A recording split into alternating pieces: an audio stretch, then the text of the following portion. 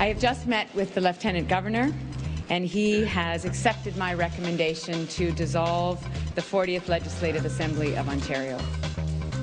Tonight's top story, an election coming to Ontario. Today, the province's NDP announced it will not support the Liberal budget unveiled in Toronto yesterday.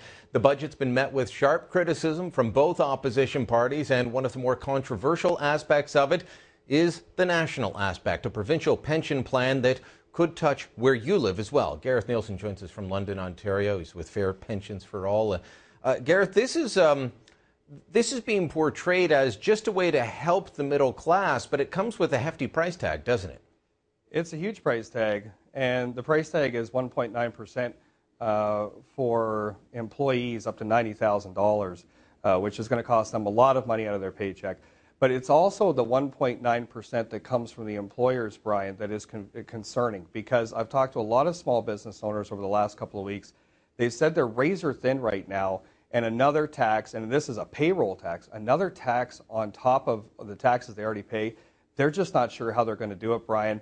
It may be costly more than just the money going to the pension fund. It may cost you your job, and that's a scary thing. Yeah, I heard from one lawyer that runs her own small shop in Ottawa today, and she said 1.9% payroll tax. Payroll's their biggest cost, and this will stretch them. But I want to put it in pocketbook terms for a lot of people at home. I often say, look, the average full-time working Canadian makes $47,000. So 1.9% of that you now take home, this is off of not what you take home, but off of your full salary or full wage. 1.9% of that is $893. So put that in family terms, the median family income is $76,000 a year across Canada. You're looking at $1,400 that your family currently has that it won't have now. That's more than $100 a month. Yeah, that's very concerning. And at a time in Ontario where the cost of living continues to skyrocket, whether it be hydro costs, natural gas costs, the cost of fueling your car, those types of things, families cannot afford to take the risk on this plan. It costs them far too much money. And they're being promised that down the road it will pay off for them. But that really is them putting their trust in this Liberal government.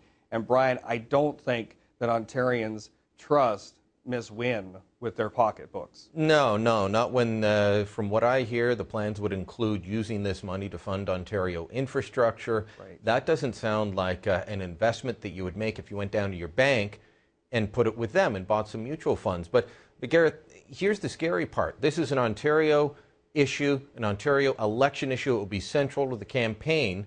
But there's several provinces that have said, you know what, we're interested in joining. And the Wynne government has been trumpeting this. Some of the governments have.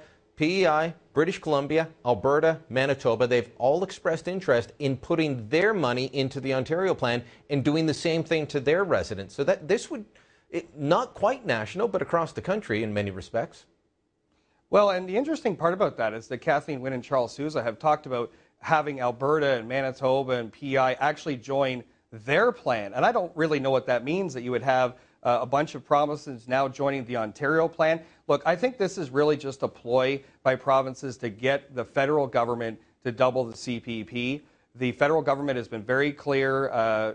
Deputy Finance Minister Sorensen has been very clear that this is not going to happen. It's the wrong thing to do, and he's right. The other side of this, Brian, that is very concerning is the idea that they're going to try to find a way to blend in some public sector pension plans into the new plan.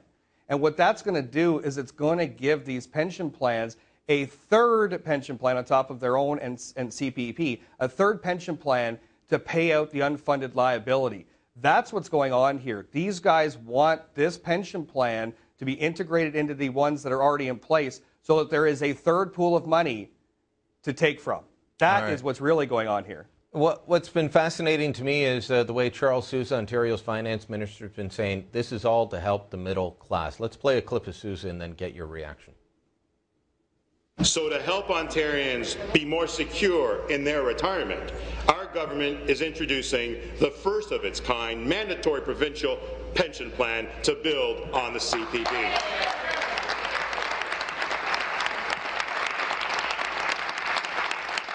So, Gareth, we already have the CPP. We've got the old age security. We have RRSPs. We have tax-free savings account. The government has made it easier for small companies to do pensions. Does Charles Sousa really think I'm too stupid and incapable to be able to save on my own? Well, that's a very interesting point, because the mechanisms that you currently have, Brian, the RSPs and the companies that you work with to invest in your retirement, where are they going to be if the provinces have their own pension fund? They're going to be taking so much money out of your pocket that you currently can't afford to give them, and maybe that's the money you use for your RSP. So you're going to take that from your RSP, you're going to now put in this mandatory plan. What's going to happen to all these financial planners out there? They're going to be without jobs. Look, I think when you played that clip, you might have heard some laughter in the background. That might have been me. I was sitting in the gallery. I probably shouldn't have been laughing so hard. This is not an actual plan. This is a campaign plan. They're hoping that people will just forget about how you're going to pay for it and just vote for these guys. I've gone through this budget, and I'll tell you something. The scary part about this pension is that they don't actually have a full plan. They are saying, trust us. We have a framework, 1.9% from employees and employers, but then there are a whole bunch of parts of the plan that they haven't figured out yet. For example, if you are self-employed, are you going to be a part of this? They're not sure what to do. If they're also talking about if your company plan meets their standards, you get to keep it, but if not, they'll make you join this. Gareth, we're out of time. We're going to have to cut it there, but thanks for coming in on this. Thanks for sorting through what little information there is. We'll keep fighting. Thanks, Brian.